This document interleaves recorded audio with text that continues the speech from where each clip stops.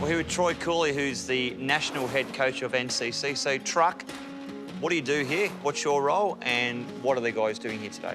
Binger, I'm the head coach here, and for me, we're trying to unearth the next Brett Lee. Right now, we've got a rookie camp, so we've got the best 16-year-old kids identified in their states. So my job is to corral them in, test them, push them to the limits. Test their personalities. Test everything. Righto, this is the bouncer.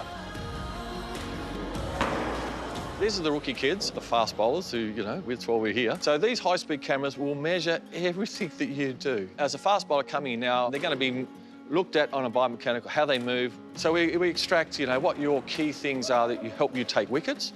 And then we maybe try and educate you how to take a few more. And the other one is to educate them how to stay on the park. We're here to sort of measure counter rotation, lateral flexion, all the stuff that we talk about that causes injury. So Brad Simpson's next up. I heard he's quick. He is quick for a 17-year-old. There's not too many. There he goes.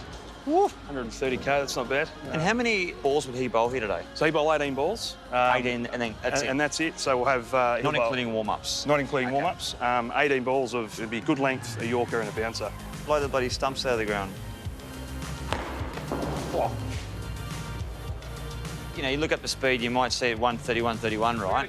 You can never bowl like you bowl in the game here because you haven't got the adrenaline, you haven't got a batsman, staring you down. So I've always said 5 to 7 Ks add on top of what you're bowling here.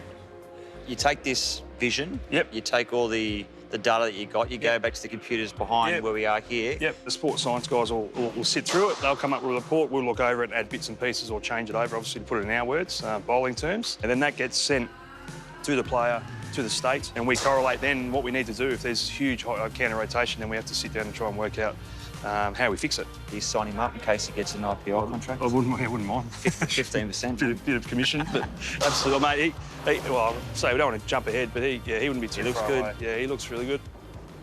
You're all stick it up, ready to roll. With all the technology. Good pace. Yeah, they're coming out all right.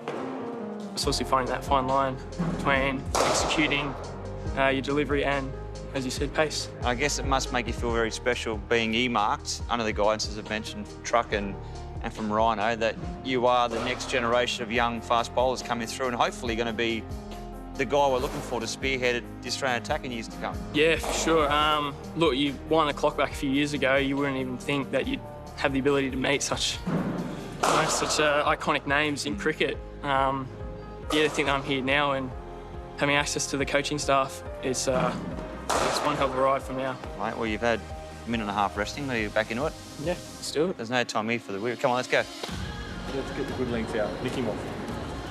Are we using too much technology? I think at the moment we're playing with technology, and it's given us some really good information. For me, I've got some gut feel, but I also go back and see if the data matches my gut feel. So I start to work out what is good data, bad data, or whatever. We're trying to find the right data, matching the right gut feel. And I call that the old and the new, and also the art and the science.